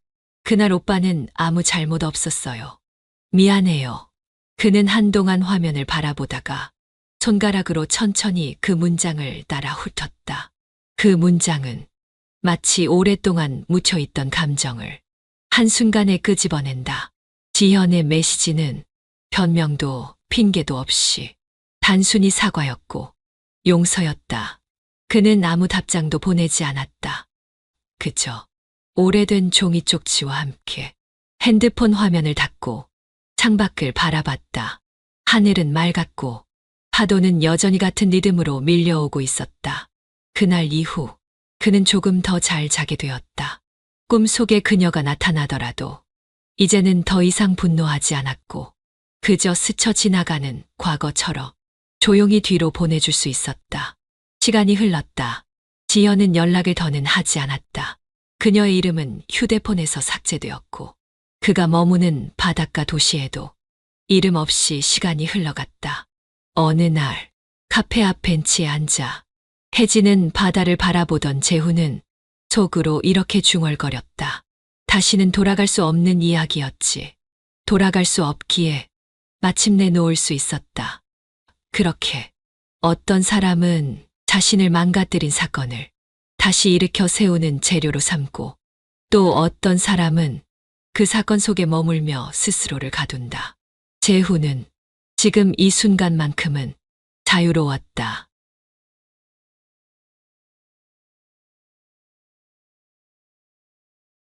유족석 한쪽 조문객의 물결이 잠시 비어있던 틈이었다. 지훈은 누군가 옆에 앉는 기척을 느꼈지만 고개를 돌리지 않았다. 분양을 마친 뒤부터 머릿속이 이상하게 멍했고 아내의 손조차 차갑게만 느껴졌다. 지우 씨, 혼자 있었네요. 수진이었다. 장례 내내 가장 말이 없던 사람. 울지도 웃지도 않고 조용히 움직이기만 하던 사람. 지훈은 고개를 돌려 조용히 인사했다. 처형도 잠시 나와 계셨어요? 수진은 고개를 끄덕이며 그의 옆에 앉았다. 손에 들린 물컵은 거의 비어 있었고 입술엔 말이 맴도는 듯한 느낌만 감돌았다. 가족인데 왠지 가족 아닌 사람처럼 느껴지더라고요. 아버지 돌아가셨는데도 나는 자꾸 멀찍이 서 있게 되네요. 지훈은 그 말에 한참 대답하지 않았다. 사위로 이 자리에 앉아 있는 것도 뭔가 빌린 옷을 입은 것처럼 불편했다. 저도 그래요. 형식적인 문상보다 그냥 가만히 앉아 있는 게 나은 것 같아요. 수지는 고개를 끄덕이며 종이컵을 만지작거렸다. 아버지가 요즘 들어 자꾸 제 얘기를 꺼내셨다더라고요. 그 말 들으니까 더 이상하네요. 살아 계실 땐 그렇게 무심하시더니. 지우는 옆을 바라보았다. 수진의 눈가엔 눈물이 고이지 않았지만 목소리 어딘가가 작게 떨리고 있었다. 서영한텐 어떤 아버지셨어요? 어색했어요. 불편하기도 하고. 근데 이상하죠. 지금은 그냥 보고 싶다는 생각뿐이에요. 그런 감정 예고 없이 훅 오더라고요. 지우는 조용히 고개를 끄덕였다. 수지는 그 고개 끄덕임 하나에 더 많은 말을 건넸다. 지우 씨는 그럴 땐 어쩌죠? 누구한테 털어놓을 수 없는 감정이 밀려올 땐 그냥 맥주 한 잔 해요. 누가 들어주지 않아도 그냥 맥주 마시다 보면 잠깐이라도 멈추더라고요. 수진이 작게 웃었다. 그 말 되게 좋네요. 같이 한 잔 해요. 지금 말고 오늘 끝나고 조용한 데서. 그 말은 제안 같았지만 부탁에 가까웠다. 지우는 고개를 끄덕였다. 서영이지만 오늘만큼은 그 단어가 낯설게 느껴졌다. 누군가에게 가까워지는데 필요한 건 긴 시간이 아니라 때론 같이 앉아있는 단 몇 분, 그 몇 마디면 충분했다. 장례식장은 여전히 흐릿한 조명 아래 놓여 있었고 조용한 음악이 울렸다. 하지만 지우는 지금 자신이 있는 이 공간보다 곧 마주할 그 조용한 맥주 한 잔의 자리를 더 또렷하게 떠올리고 있었다. 장례식이 끝나고 나면 늘 조금 허무하다. 사람들은 빠르게 흩어지고 눈물도 제자리를 잃는다. 지우는 조용히 주차장으로 걸어나가며 짧게 숨을 들이켰다. 그때 옆에서 조용한 발소리가 들렸다. 지우 씨도 그냥 바로 가는 길이에요. 고개를 돌리자 수진이 있었다. 지친 얼굴의 화장은 지워졌고 검은 정장엔 먼지가 앉아 있었다. 예, 어쩌다 보니. 그는 쓴웃음을 지었다. 수진 처형은요? 나도요. 아무 생각 없이 걷고 있었네요. 잠시 시선이 어긋났다. 서로 말없이 몇 걸음을 더 걸었다. 저쪽에 아는 호프집이 하나 있어요. 지우가 조심스럽게 말을 꺼냈다. 조용하고 술도 괜찮고. 수지는 고개를 끄덕였다. 가요. 오늘은 혼자 있기 싫네요. 술집은 다행히 조용했다. 두 사람은 창가 자리에 앉아 생맥주 2잔을 시켰다. 수지는 맥주잔을 가만히 바라보다 말했다. 사람 참 이상하죠. 낮에는 그렇게 울고 밤 되니까 또 외롭고. 네, 저도 그래요. 이럴 줄은 몰랐는데. 지우 씨는 착하네요. 수지는 잔을 들어 올리며 말을 이었다. 그런 말 원래 안 하는데 오늘은 그냥 말이 나와요. 지우는 웃지도 못하고 눈을 피했다. 그녀는 지우의 표정을 가만히 바라봤다. 집엔 가기 싫은 거예요. 그 질문은 담백했지만 지우는 잠깐 멈칫했다. 그냥 정리 안 된 느낌이랄까. 수진 처형도 그런 거죠. 그래서 오늘은 누구든 옆에 있어줬으면 했어요. 그녀는 시선을 창밖으로 돌렸다가 다시 지우를 바라보았다. 근데 말이죠. 신기해요. 지우 씨랑은 어색하지가 않아서. 둘 다 잔을 비우고 다시 채웠다. 말수가 줄었고 침묵이 길어졌지만 불편하지 않았다. 지우 씨. 네. 그냥 오늘만 같이 있어 줄래요? 동생은 어차피 엄마 모시고 시골에 갔잖아요. 그 말은 한참 동안 공기 중에 떠 있었다. 지우는 천천히 숨을 들이켰다. 네. 좋아요. 모텔 앞에서 둘은 걸음을 멈췄다. 간판 불빛은 희미했고 가게들은 하나둘 문을 닫고 있었다. 수진이 문 앞에서 지우를 바라봤다. 말없이. 지우도 눈을 맞췄다. 말이 필요 없었다. 고개를 작게 끄덕였고 수진은 문을 열었다. 방 안은 적막했고 조든복도는 낯설었지만 두 사람은 조용히 안으로 들어섰다. 무슨 말을 할지 몰라 입을 다문 채 소파에 나란히 앉았다. 수진이 먼저 말했다. 내가 먼저 말할게요. 이건 그냥 오늘, 이 밤에 묻어버릴 일. 누구에게도 말하지 않기. 알겠어요. 저도 절대. 지우는 고개를 끄덕이며 그녀를 바라봤다. 처형 정말 괜찮겠어요? 괜찮은지 안 괜찮은지는 나중에 생각할래요. 지금은 그냥 외로워서 그래요. 그녀는 침대 곁에 천천히 앉았고 지우는 따라가며 시선을 떨궜다. 시간은 말없이 흘렀고 무언가 시작되었다.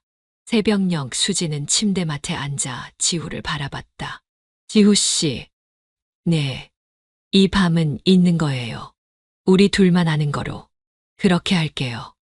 그리고 수지는 창밖을 바라보며 말을 이었다. 이건 실수도 후회도 아니에요. 그냥 우리 필요했잖아요. 그런 밤. 지후는 대답하지 않았다. 수진의 말이 전부였고 그 안에 모든 설명이 담겨 있었다. 그날 밤은 오래도록 잊히지 않겠지만 그들은 서로를 바라보며 그 사실을 말하지 않기로 했다. 장례식이 끝난 지 일주일이 채 지나지 않았을 때였다. 지후의 핸드폰에 낯선 번호가 저장되지 않은 채 조용히 진동으로 들어왔다. 그는 두어 번 화면을 보다가 조심스럽게 전화를 받았다. 지후 씨, 저예요. 수진. 아, 네, 저형. 혹시 오늘 점심시간 좀 돼요? 지후는 엘리베이터 안에 갇힌 것처럼 숨이 막혔다. 한동안 생각나지 않던 그 밤이 그 목소리 한 줄에 무너져 내렸다. 근처 괜찮은 카페가 있어서요. 사람도 없고 조용하고 수지는 마치 아무 일도 없었다는 듯 담담히 말했다. 딱 30분이면 돼요. 부담 갖지 마요.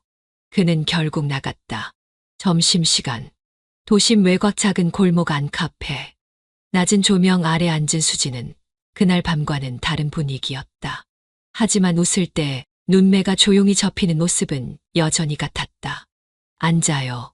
그녀는 커피를 반쯤 비운 채 테이블을 손가락으로 두드리며 말했다. 바빴어요? 아니요, 그냥 좀 생각이 많았어요. 지후 씨는 원래 그렇게 생각이 많은 사람이었나요? 그 말에 지후는 웃음이 새어나왔다. 처형도 꽤 직설적이시네요. 그날 이후로 아무 말 없이 사라졌잖아요. 수지는 시선을 창밖으로 돌렸다가 돌아왔다. 난 조금 서운했어요. 그냥 없던 일이었다는 듯이. 지후는 말없이 커피잔을 들었다. 잔 끝이 살짝 떨렸고 그 떨림을 감추듯 급히 입에 가져갔다. 처형, 그날 우리가 한 일이. 지후 씨. 수지는 그를 막았다. 그런 얘기하려고 부른 거 아니에요. 난 그냥 지금처럼 괜찮은 사람 하나쯤 있었으면 해서. 그런데 그게 하필 저였다고? 수진이 먼저 말을 끊었다. 우리 관계 같은 거 이름 붙이지 말아요. 그냥 그날 잠깐 바람 쐰 거예요. 지후는 말없이 수진을 바라봤다. 그녀의 눈빛엔 무언가 단단한 것이 있었다. 상처받지 않으려는 의지, 외로움을 버티는 방식 같은 것.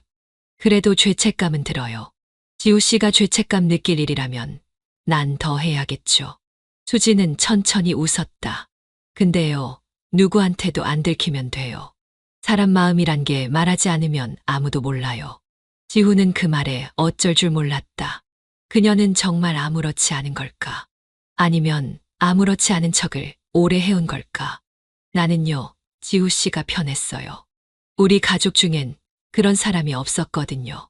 내 말에 귀 기울여주는 사람. 수지는 컵받침을 들고 손가락으로 천천히 돌리며 말했다. 그래서 그날 이후로도 문득문득 생각났어요. 그 밤, 그 공기, 그 말 없는 눈빛. 지후는 무언가 할 말을 삼켰다. 그녀는 더 이상 무너지는 사람처럼 보이지 않았다. 도리어 단단했다. 그 단단함이 지후의 불안을 자극했다. 처형은 후회 안 해요. 그 질문에 수지는 잠시 시선을 떨구었다가 고개를 들었다. 후회요? 글쎄요. 살면서 그런 일 하나쯤은 있는 거 아닌가요? 지후는 그제야 조금 알 것 같았다. 수진의 말은 자신을 변명하기 위한 것이 아니었다. 그녀는 이미 이 관계의 감정을 정리해두고 있었다. 지후만 혼자 흔들리고 있었던 것이다. 근데 왜 날 불렀어요? 수지는 웃었다. 그냥 또 보고 싶어서요. 보고 싶으면 보면 되잖아요. 그 말이 너무 간단해서 도리어 지후는 아무 말도 하지 못했다. 수지는 자리에서 일어나며 말했다. 또 봐요, 지후 씨. 다음엔 더 조용한 데서. 그녀가 나간 자리에 앉아있던 지후는 한참 동안 커피를 바라봤다. 식은 커피는 그대로였고 심장은 조용히 뛰고 있었다. 처형이 아니라 수진이라는 이름이 마음속에서 처음으로 뚜렷하게 불렸다. 언니 또 온대? 지우가 부엌에서 물을 따르던 중 아내 서연이 거실에서 소파에 기대며 물었다. 응, 점심쯤에 들른다고 했어. 지훈은 짧게 대답하고 냉장고 문을 닫았다. 요즘 수지는 예전보다 더 자주 이 집을 찾고 있었다. 대단한 이유가 있는 건 아니었다. 찬밥 먹는 게 쉬어서라거나 동생 얼굴 좀 보려고 같은 말로 툭툭 들어왔다. 하지만 정작 서연보다 지우와 눈이 먼저 마주치는 일이 많았다. 지우 씨, 이거 괜찮아요? 그거 좀 더 간 보셔야 될 것 같아요. 진짜. 그럼 간장 조금만. 수지는 자연스럽게 주방을 오갔고 지우는 고개를 들 때마다 눈길이 먼저 수진을 찾는 자신을 느끼곤 했다. 가족이라는 이름 아래 그들은 너무도 쉽게 마주쳤다. 너무도 쉽게 말도 나눴다. 어느 주말 오후 간단한 가족 모임이 있었다. 수진과 서연 그리고 지후. 셋이서 달볶음탕을 먹으며 맥주를 한두 잔 나누던 자리. 요즘 언니랑 당신 왜 이렇게 잘 맞아? 서연의 말에 지후는 젓가락을 멈췄다. 수진은 웃으며 콜라를 따랐다. 왜 질투하게? 수진이 장난스럽게 말을 받자 서연은 코웃음을 쳤다. 언니가 워낙 말이 없었잖아. 근데 요즘엔 지후랑만 얘기를 하더라고. 난 뭐 집안의 투명인간인 줄. 말 되는 사람하고만 말하는 거야. 수진이 그렇게 말하자 지우는 억지로 웃었다. 하지만 그 순간 땀 한 줄기가 등줄기를 타고 흘렀다. 서연은 눈치채지 못한 듯 다시 닭을 집었다. 지우는 숨을 고르며 맥주를 마셨고 수진은 아무 일 없는 듯 리모컨을 들어 TV 채널을 돌렸다. 우리 셋이 모이니까 너무 좋다. 서연이 말했다. 어릴 땐 언니가 무섭기만 했는데 요즘엔 그냥 든든해. 그 말에 수지는 잠시 미소 지었지만 눈이 지후를 향했다. 지후는 눈을 피하며 고개를 끄덕였다. 든든해야지. 내가 언니니까. 수지는 그렇게 말하며 달다리를 한 입 물었다. 그날 밤 서연이 먼저 잠이 들고 난 뒤였다. 지후는 거실에 앉아 창밖을 보고 있었다. 그때 조용히 현관문이 닫히는 소리가 났고 이어 부엌 쪽에서 컵 부딪히는 소리가 났다. 수진이었다. 그녀는 여전히 이 집이 낯설지 않은 사람처럼 컵에 물을 따라 들었다. 앉아요? 네, 좀 더워서요. 에어컨 틀었어요? 꺼졌더라고요. 그냥 잠깐 나왔어요. 수지는 천천히 소파에 앉았다. 둘 사이엔 몇 걸음 거리에 공백이 있었지만 공기의 밀도는 빠르게 차올랐다. 오늘 내가 좀 과했죠. 아니에요. 가족끼리 뭐. 지후는 억지로 웃었다. 다만 아내가 그런 말 하니까 그런 말이 뭐요? 수지는 컵을 내려놓으며 그를 바라봤다. 잘 맞는다. 말 통한다. 든든하다. 그게 다 죄가 되는 말이에요. 지후는 말없이 그녀를 바라봤다. 수진의 눈동자엔 억누른 감정과 말하지 못한 외로움이 고여 있었다. 지후 씨. 네. 이 관계에 이름 붙이지 말자고 했던 거 기억하죠? 기억해요. 근데 이름이 없다고 해서 감정까지 사라지는 건 아니더라고요. 지후는 숨을 삼켰다. 수지는 더는 말하지 않았다. 그저 일어났고 컵을 싱크대에 놓은 뒤 지후의 옆을 지나며 짧게 속삭였다. 다음엔 내가 먼저 연락할게요. 그리고 아무 일 없던 사람처럼 조용히 돌아갔다. 그 소리에 지후는 오래도록 등을 기대지 못했다. 새벽 1시 18분. 침실은 조용했고 아이의 호흡 소리만이 귓가를 간지렸다. 지후는 눈을 떴다.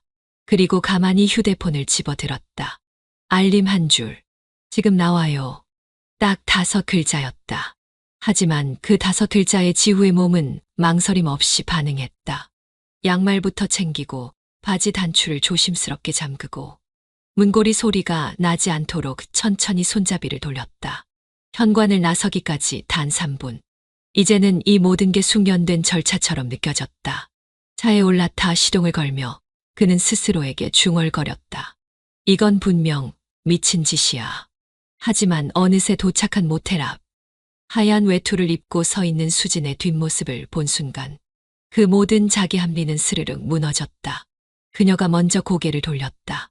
눈빛은 차분했고 입가엔 작은 미소가 번져 있었다. 지금쯤이면 나올 거라 생각했어요. 늦을까봐 좀 달렸어요. 수지는 익숙한 듯 카드키를 꺼내 들었다. 205호예요. 지난번 그 방. 그들은 아무 말 없이 복도를 지나 문을 열고 들어섰다. 낮은 조명, 짧은 숨소리, 그리고 문이 닫히는 소리. 모든 것이 익숙해지고 있었다. 지훈은 안으로 들어서며 긴 숨을 내쉬었다. 수지는 그의 옷깃을 살짝 펴주며 말했다. 요즘 이 시간만 기다리게 돼요. 낮엔 아무 일 없는 사람처럼 지내는데 밤만 되면 심장이 두근거리거든요. 그녀의 손이 천천히 지후의 손을 찾았다. 지후는 그 손을 붙잡으며 고개를 떨궜다. 처형, 우리 너무 멀리 온 것 같아요. 그 말 처음 들은 날도 들었고 오늘도 듣네요. 수지는 그의 눈을 바라보며 말했다. 그래서요? 이제 멈출 수 있어요? 지후는 대답하지 못했다. 멈추기엔 이미 너무 익숙해져 있었다. 그녀의 손, 그녀의 눈빛, 그녀의 시간. 우린 숨기는 법을 배웠잖아요. 수지는 이불 가장자리를 매만지며 말을 이었다. 서연이 눈치 못 채는 것도 익숙해졌고, 당신은 핑계대는 것도 능숙해졌고. 말하지 마요. 지후는 조용히 고개를 저었다. 지금 당신 말 듣고 있으면 내가 진짜 나쁜 사람 같아서. 지후 씨. 수진이 조용히 그의 얼굴을 감쌌다. 나쁜 짓은 나랑 같이 하는 거예요. 그러니까 혼자 짊어지지 말아요. 그 말이 왜 그렇게 위로처럼 들렸는지 지후는 스스로도 알 수 없었다. 그는 잠시 눈을 감았다. 그리고 그녀에게 기대어 고개를 기댔다. 한참 후 수지는 침대맡 테이블에서 휴대폰을 꺼냈다. 알람을 맞췄다. 3시 40분. 그는 늘 4시 전에 집에 돌아가야 했다. 그들은 알람 소리보다 먼저 일어났고 서로에게 눈빛 한 번, 고개 한 번으로 인사를 대신했다. 같이 나갈래요? 아니요. 먼저 나가요. 나중에 나갈게요. 그럼 다음은? 내가 연락할게요. 지후는 문을 나섰다. 엘리베이터 안에서 그는 셔츠 단추를 확인했고 손목 시계를 다시 채웠다. 집에 도착하면 신발 소리는 멀리서부터 조용히 죽이고 손등으로 입냄새를 지우고 이불 속에 조용히 몸을 밀어 넣는다. 그가 다시 숨을 쉬기 시작할 때쯤 부엌에선 커피포트가 켜지고 아내의 발소리가 들릴 것이다. 그 순간 그는 다시 가족의 옷을 입는다. 하지만 단 한 사람, 수진만은 알고 있다. 그 옷 아래 숨겨진 비밀스러운 슬과 그 속에 중독되어가는 감정을. 수지는 며칠 전부터 아침마다 속이 미묘하게 불편했다. 처음엔 대수롭지 않게 넘겼다. 피곤해서, 날씨 탓으로. 하지만 두통, 메스꺼움, 이상한 피곤함이 반복되자 결국 병원으로 향했다. 하얀 벽, 어색한 초음파 소리. 의사의 입에서 나온 단어는 짧고 단호했다. 임신 맞습니다. 지금 6주 정도예요. 수지는 말을 잃었다. 잠깐 눈을 감고 깊게 숨을 들이마셨다. 한 번도 어떤 가능성도 계산하지 않았던 일. 하지만 지금은 뱃속에 존재하는 또 하나의 생명이 자신을 이끌고 있었다. 그날 저녁 수지는 지후에게 전화를 걸었다. 그는 평소보다 조용했고 수지는 차가운 음료수를 들고 공원 벤치에 앉아 있었다. 지후 씨, 나 오늘 병원 다녀왔어요. 지후는 순간 무슨 말인지 몰라 되물었다. 무슨 병원이요? 어디 아픈 건 아니죠?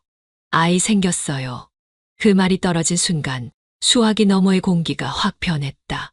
지후는 말을 잃은 듯 조용했고 수지는 담담하게 말을 이었다. 6주. 병원에서는 조심하라더라고요. 근데 나 낳고 싶어요. 그냥 그래야 할 것 같아요. 처형 진짜예요? 응. 지후 씨 걱정할까봐 망설였는데 이건 내가 결정해야 할 문제 같아서. 지후는 말없이 숨을 삼켰다. 핸드폰을 쥔 손에 땀이 고였고 머릿속이 새하얘졌다. 내가 뭘 하면 돼요? 책임질게요. 처형 혼자 그럴 순 없어요. 아니요. 수지는 단호하게 말했다. 나 혼자 할 거예요. 책임 묻지 않을게요. 이 관계는 처음부터 그런 게 아니었잖아요. 하지만 아이는 괜찮아요. 그 아이는 내가 원한 거예요. 지후 씨는 그냥 나 몰랐다고 해도 돼요. 지후는 아무 말도 할 수 없었다. 수지는 그에게 자유를 주었지만 동시에 더 큰 감정을 씌웠다. 며칠 후 수지는 집에 조용히 머물렀고 서연은 그런 언니의 변화를 느끼기 시작했다. 언니, 요즘 왜 이렇게 조용해? 서연은 밥을 먹다 말고 물었다. 그냥 조금 피곤해서. 수지는 웃었다. 하지만 그 웃음은 멀리서 걸려온 바람처럼 희미했다. 우리끼리 밥 먹는 것도 오랜만인데 예전 같지 않다. 언니 말이 너무 없잖아. 서연은 가볍게 웃으며 말했지만 눈빛 어딘가에 작은 의심이 스쳤다. 수지는 아무 말도 하지 않았다. 그저 밥만 먹었고 젓가락 소리만 남았다. 그날 밤 지훈은 혼자 창밖을 바라봤다. 방 안은 조용했고 아이는 깊이 잠들어 있었다. 서연이 머리를 감고 나오며 물었다. 오늘은 왜 이렇게 말이 없어요? 피곤해서요. 지훈은 짧게 대답했다. 하지만 마음속은 요동치고 있었다. 수진의 말이 떠올랐다. 책임 묻지 않을게요. 그 단어가 그토록 무거울 줄 몰랐다. 그는 창문을 열고 바깥 공기를 들이마셨다. 차가운 공기 사이로 수진의 말이 다시 스쳤다. 혼자 키울 거예요. 그 아이한테 나는 그냥 엄마로 남을게요. 지훈은 그 말이 무서웠다. 너무 조용해서, 너무 완벽해서. 도리어 그 결심이 자신을 더 죄인으로 만들고 있었다. 그리고 또 하나, 서연의 눈빛이 점점 수진을 멀리서 바라보는 느낌이 들어가고 있었다. 말로 하지 않아도 직감은 침묵보다 빠르게 자란다. 그 이상한 기운이 지금 이 집안의 공기를 서서히 바꾸고 있었다. 저녁 식사는 평온하게 시작됐다. 잡채를 나르던 어머니가, 김치를 덜어주던 서연이, 맥주를 따르던 지우까지 모두 익숙한 움직임으로 각자의 자리를 채우고 있었다. 하지만 그 조용한 평온 위로 수진의 목소리가 떨어졌다. 나 잠깐 만났던 사람이 있었어. 지금은 헤어졌고, 근데 아이가 생겼어. 젓가락을 들던 손들이 동시에 멈췄다. 서연은 그릇을 내려놓은 채 수진을 바라보았고, 지우는 고개를 숙인 채 물잔을 들었다. 뭐라고? 어머니가 어딘가 허공을 보는 듯한 표정으로 물었다. 목소리는 낮았고 다소 떨렸다. 아이 생겼다고. 병원에서 확인했어. 혼자 키우려 해. 책임은 나 혼자 지면 돼. 정적이 흘렀다. 서연은 잠시 수진을 보다가 눈을 피했고, 지훈은 천천히 물을 마셨다. 컵 안에 물이 자꾸만 흔들리는 게 손이 떨리고 있다는 증거였다. 그 사람은 연락돼. 어머니가 조심스럽게 물었다. 수지는 고개를 가로저었다. 연락 안 해. 그리고 연락할 생각도 없어. 내가 원해서 낳는 거야. 서연의 입꼬리가 미세하게 떨렸다. 언니 혼자 괜찮겠어. 괜찮아. 다른 사람들도 혼자서 잘 키우고 있잖아. 나도 내 아이 그렇게 키울 수 있을 것 같아. 말은 단호했지만 표정은 어딘가 슬펐다. 하지만 누구도 다시 되묻지 않았다. 오히려 수진의 결심에 눌린 듯 모두가 고개만 끄덕였다. 지훈은 아무 말도 하지 않았다. 그의 숨은 얕고 눈빛은 탁했다. 수진의 말 한마디 한마디가 가슴을 찔렀지만 그저 조용히 자리에 앉아 있을 뿐이었다. 식사 시간은 조용히 마무리됐다. 하지만 그날 이후 가족들 사이에 작지만 명확한 균열이 퍼지고 있었다. 그리고 그 균열의 시작은 수진의 뱃속에 자라고 있었다. 햇살이 잘 드는 작은 아파트. 방 2개, 거실 하나. 수진은 이곳을 아이와 함께할 집이라고 불렀다. 창밖에는 작은 놀이터가 있었고 부엌 창가엔 화분 하나가 놓여 있었다. 예쁘다, 언니. 서연이 현관에 들어서자마자 말했다. 지훈은 뒤따라 들어오며 조심스럽게 현관문을 닫았다. 집들이 겸 첫 방문이었다. 서연은 분유 상자와 작은 손수건, 젖병 세트를 꺼내며 말했다. 이거 다 내가 안 쓰는 거 챙겨온 거야. 새 거야, 안심해. 수지는 웃으며 고개를 끄덕였다. 고마워. 나 혼자 시작하려니까 막상 뭘 준비해야 할지도 모르겠더라. 거실 한쪽 벽에 붙박이장을 두고 작은 테이블과 아기용 침대를 마련한 방. 수지는 방 문을 열며 말했다. 여기가 아이랑 함께 잘 방이야. 밤에 울어도 바로 안아줄 수 있게 침대 옆에 소파 놓으려고. 지훈은 그 방을 오래 바라봤다. 특별할 것 없는 구조였지만 침대와 소파 사이의 거리, 창문에서 들어오는 빛, 커튼의 주름 하나까지도 유난히 또렷하게 눈에 들어왔다. 수지는 그 시선을 느끼면서도 애써 자연스럽게 말했다. 혼자서라도 잘 키울 수 있을 것 같아.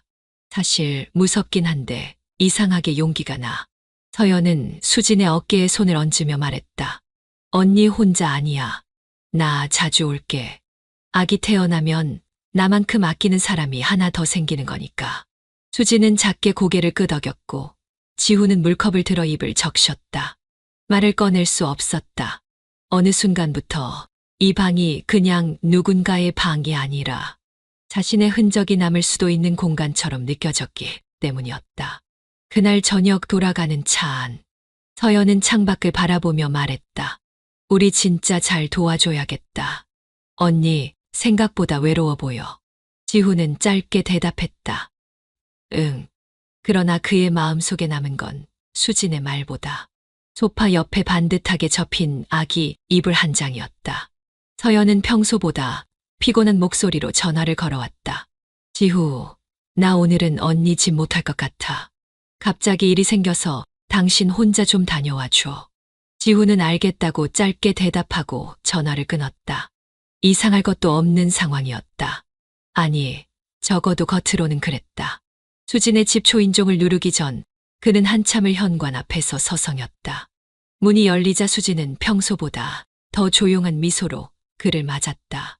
집 안은 적당히 따뜻했고 작은 탁자 위엔 유자차가 김을 피우고 있었다. 혼자 와줘서 고마워요. 수진이 컵을 내밀며 말했다. 지후는 받아들고 자리에 앉으며 작게 웃었다. 괜찮아요. 여기 오는 게 어색하진 않네요. 그쵸. 이상하게 이젠 여기가 당신 있는 것 같기도 해요. 수지는 말끝을 흐리며 배를 한번 쓰다듬었다. 몸에 딱 웃는 니트 위로 불룩해진 배가 고스란히 드러났다. 지후는 시선을 피하지 않았다. 작게 숨을 들이쉬고 천천히 손을 뻗어 수진의 배에 올려두었다. 수지는 그의 손길에 미세하게 눈을 감았다. 기분 좋은 온기가 배를 타고 전해졌고 그 짧은 침묵은 오히려 말보다 명확한 감정이었다. 지후의 손은 움직이지 않고 그대로 있었다. 무겁지도 가볍지도 않게. 아직 당신 거라 생각해도 돼요? 수진의 목소리는 낮고 맑았다. 질문이라기보다 조용한 확인처럼 들렸다. 지후는 대답하지 않았다. 대신 몸을 기울였다. 그의 입술이 수진의 입술에 닿을 때 두 사람 사이에 있던 마지막 거리마저 사라졌다. 말도 생각도 이름도 잠시 잊혔다. 단지 지금 이 순간만이 존재했다. 한참 후 수진이 먼저 몸을 살짝 떼며 말했다. 그냥 가끔은 그 말이 듣고 싶었어요. 내가 뭘 더 원하지는 않아요. 그냥 당신이 이 아이를 잠깐이라도 진심으로 바라봐 줬으면 했어요. 지후는 다시 한번 수진의 배에 손을 얹었다. 나 요즘 내가 어떤 사람인지 잘 모르겠어요. 저도요. 그래서 이렇게 됐는지도 모르죠. 거실로 옮겨 앉은 두 사람은 조용히 TV를 켰다. 아무것도 재생되지 않는 검은 화면 앞에서 그들은 말없이 시간을 보냈다. 가끔 시계 소리만이 흐르고 수지는 커피를 데우기 위해 부엌에 다녀왔다. 아직 아무도 모르죠? 지후가 물었다. 응. 엄마도 그냥 혼자 키우겠다는 말에 더는 묻지 않아요. 서연도. 지후는 끝맺지 못했다. 수지는 고개를 저었다. 그 애는 아직도 내가 그저 외로운 언니라고만 생각해요.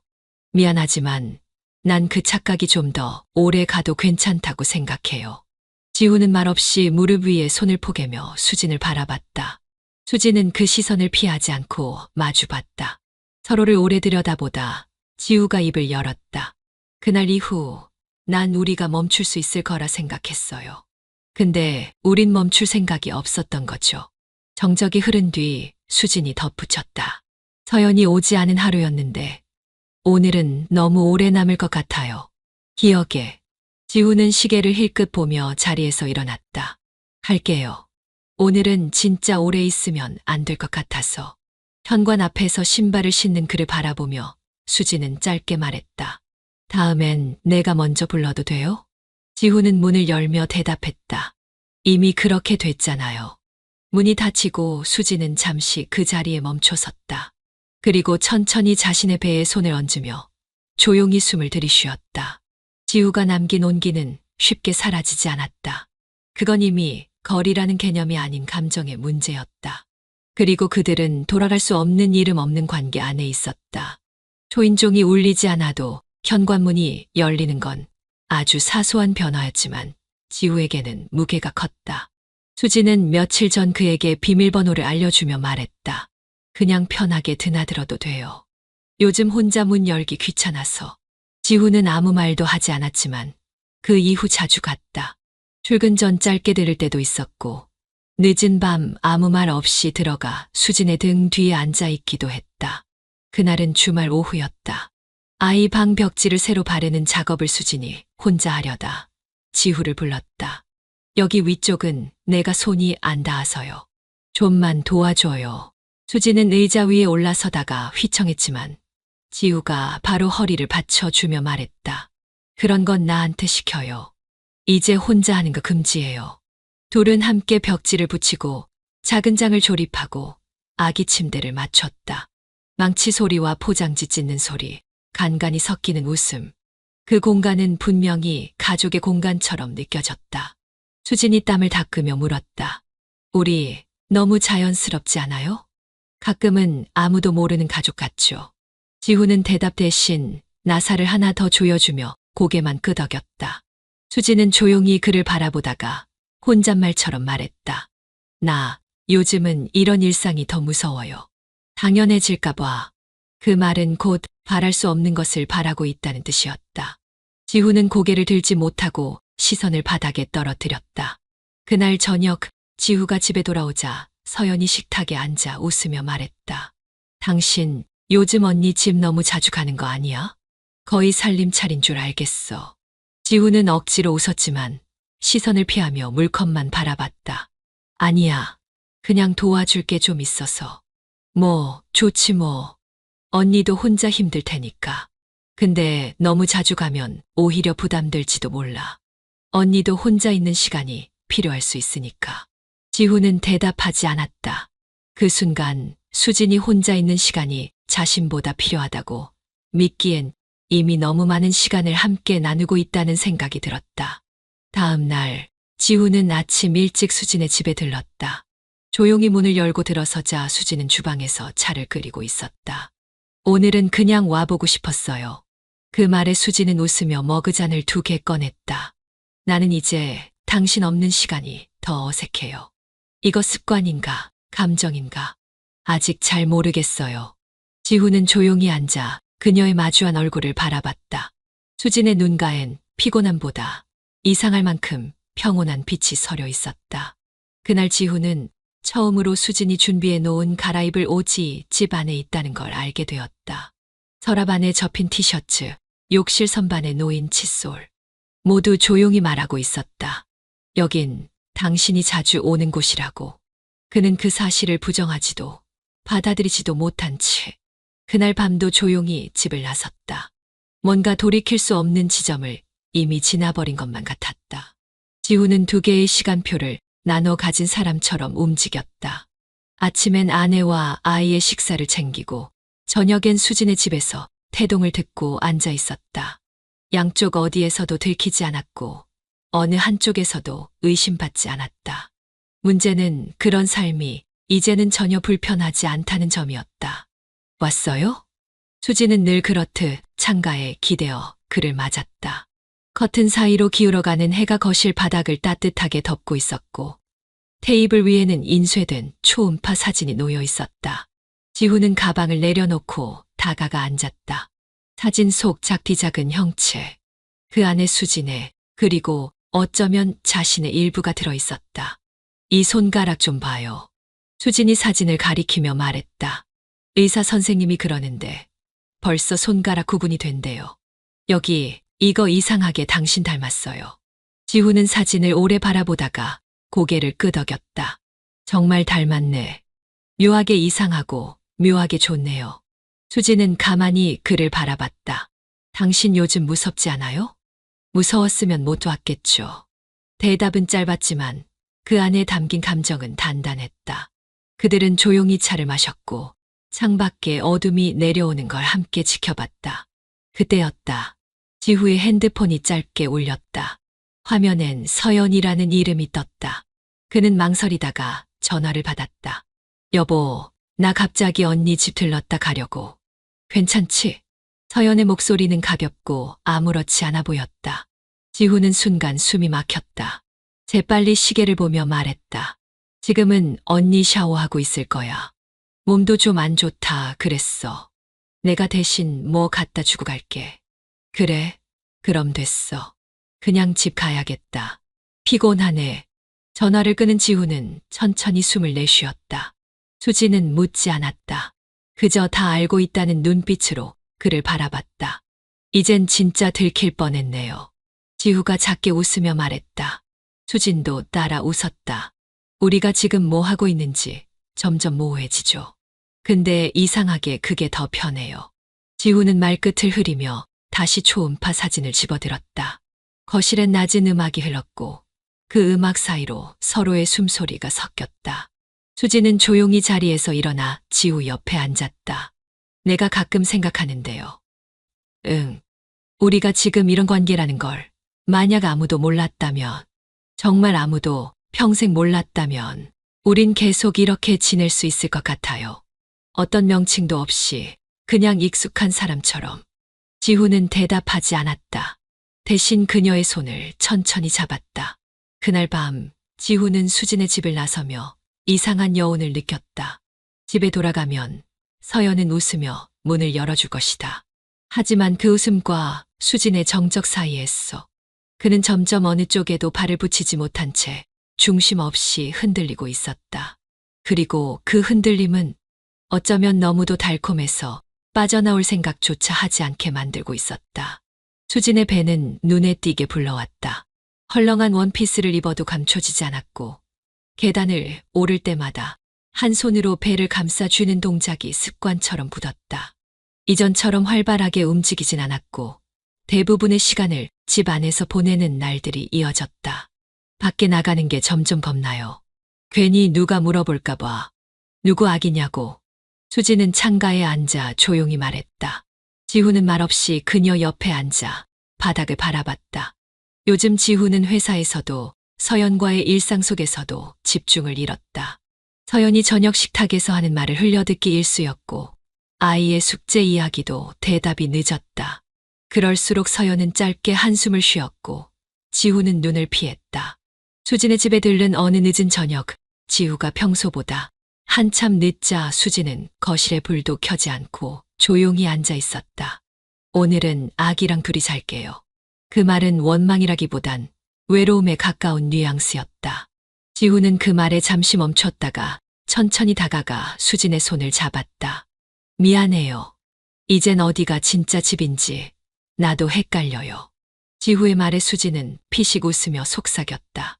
나도 그래요. 그래서 덜 외로운가 봐요. 그 밤 지후는 처음으로 마음속 깊이 인정했다. 이 관계는 애초에 끝낼 수 있는 사이가 아니었다. 누구도 강요하지 않았고 누구도 붙잡지 않았지만 그들은 서로에게 아주 천천히 확실하게 스며들고 있었다. 수지는 이제 지후의 일정에 맞춰 하루를 설계했다. 언제쯤 올지 대략의 시간대를 계산해 식사를 준비하고 그가 잠시 들르는 날엔 최대한 몸을 가볍게 움직이며 대화를 나눴다. 이중생활은 분명 비정상이었지만 수진에게는 점점 익숙한 루틴이 되어가고 있었다. 내일은 좀 늦을지도 몰라요. 그럼 아기랑 먼저 밥 먹을게요. 수진의 대답은 단정했고 감정의 파동은 거의 드러나지 않았다. 한편 서연은 지후의 외출이 부쩍 늘어난 걸 느끼고 있었다. 요즘 회사에 무슨 일 있어? 왜 이렇게 자주 나가? 서연의 물음에 지후는 망설임 없이 고개를 끄덕였다. 프로젝트가 새로 시작돼서 좀 바빠졌어. 그 대답은 이미 몇 번 써먹은 레퍼토리였다. 하지만 서연은 매번 그 말에 고개를 끄덕였고 더는 묻지 않았다. 지후는 거짓말이 점점 자연스러워지는 자신을 알아차렸다. 통화 중 서연과의 목소리 톤을 조절하는 것도 수진 앞에서 아이 이야기를 피해가는 것도 능숙해졌다.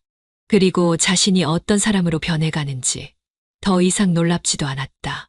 수진은 어느 날 아기의 작은 옷을 개며 혼잣말처럼 말했다. 아빠는 오늘 바쁘대요. 그 말은 아기에게 한 말 같았지만 사실은 지우에게 보내는 메시지였다. 지우는 대답 대신 천천히 수진의 어깨에 손을 얹었다. 말보다 더 많은 의미가 그 손에 담겨 있었다. 거실 한가득 선물 상자들이 쌓였다. 기저귀, 아기용 세제, 작은 내복들과 분유통, 출산 후 사용할 회복용품까지. 가족들은 조용히 그러나 정성스레 수진의 출산을 준비해주고 있었다. 누구도 물어보지 않았다. 누구도 아이의 아버지에 대해 궁금해하지 않았고 그 침묵이 오히려 따뜻하게 느껴졌다. 언니, 이거 어때? 노란색 너무 귀엽지 않아? 서연이 작은 털모자를 들고 웃으며 말했다. 조카 생긴 기분이야. 괜히 설렌다니까. 수지는 무릎 위에 올라온 아기 옷들을 바라보다 고개를 끄덕였다. 고마워. 이런 거 하나하나 챙겨주는 사람이 있다는 게 얼마나 위안이 되는지 몰라. 그 옆에서 지우는 조용히 앉아 있었다.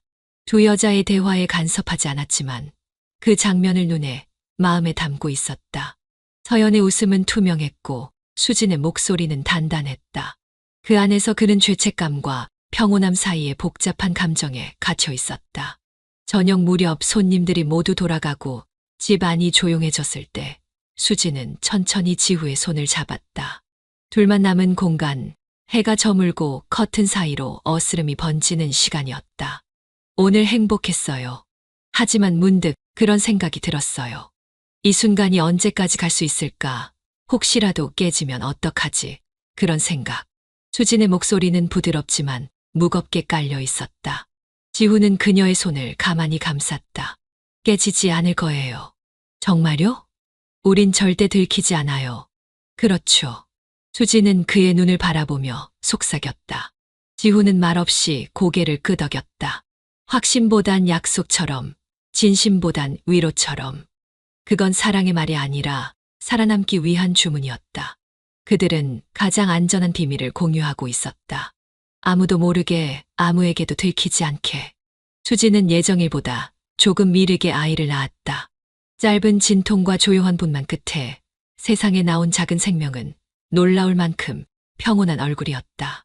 가족들은 분주히 축하했고 서연은 누구보다 먼저 병실 문을 열며 달려왔다. 언니, 너무 축하해. 진짜 너무 예뻐. 수진의 품에 안긴 아기를 내려다보며 서연은 눈시울을 붉혔다. 엄마 된 거 실감나지? 근데 왜 이렇게 담담해? 내가 더울 것 같아. 수진은 조용히 웃으며 대답했다. 이 순간 그냥 오래 기억하고 싶어서. 다 말하지 않아도 이 아이가 나를 선택해 준 것 같아. 지우는 모두가 돌아간 후 조용히 병실로 들어왔다. 수지는 침대에 기대 앉아 있었고 아기는 곤히 잠들어 있었다. 그는 그 작은 얼굴을 들여다보다 어느새 손끝으로 아이의 손을 감쌌다. 진짜 내 아이 같아. 그 말에 수지는 대답하지 않았다. 대신 천천히 이불을 덮으며 말했다. 당신이 그렇게 느끼는 것만으로 난 충분해요. 그 이후 지우는 수진의 집을 더 자주 찾았다. 밤늦게 일을 마치고 들러 분유를 타주기도 했고 주말 오전에는 아이와 함께 거실에 앉아 시간을 보내곤 했다. 모든 게 무서울 만큼 자연스러웠고 익숙해졌다. 아기의 옹알이 소리와 수진의 짧은 한숨, 따뜻한 전자레인지 소리까지. 그 속에서 지우는 점점 하나의 두 번째 삶을 살아가고 있었다. 그러던 어느 날 서연이 무심하게 말했다. 당신 요즘 언니 집 가면 편하지. 근데 이상하게 너무 자연스러워. 뭔가 말 안 해도 다 통하는 것 같달까. 그 말에 지우는 순간 정지한 듯 숟가락을 들다 멈췄다. 하지만 이내 아무렇지 않은 듯 웃었다. 그런가? 오래 봐서 그런 거겠지. 서연은 더 묻지 않았다. 그러나 그녀의 눈에는 설명할 수 없는 긴장이 스쳐 지나갔다. 그 순간 이후 그녀는 더 이상 같은 눈빛으로 지우를 보지 않았다. 하지만 아무도 진실을 말하지 않았다. 수진도, 지우도, 서연도 그들은 각자의 이유로 침묵했고 그 침묵은 너무 완벽하게 균형을 이루고 있었다. 끝나지 않는 선택. 지우는 매번 돌아가야 할 곳과 머물고 싶은 곳 사이에서 선택했고 수지는 받아들이는 쪽을 택했고 서연은 아무것도 묻지 않는 쪽을 선택했다. 그리고 그렇게 세 사람의 관계는 말없이 계속되었다. 진실은 누구 입에서도 흘러나오지 않았고 아무도 끝내지 않는 이야기는 오늘도 그대로였다.